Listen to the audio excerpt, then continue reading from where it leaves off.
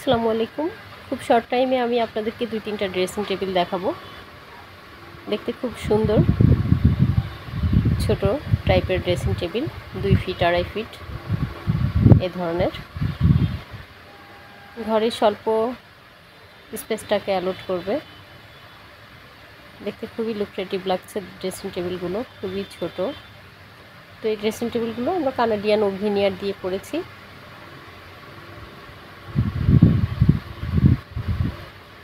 খুব simple and smart design.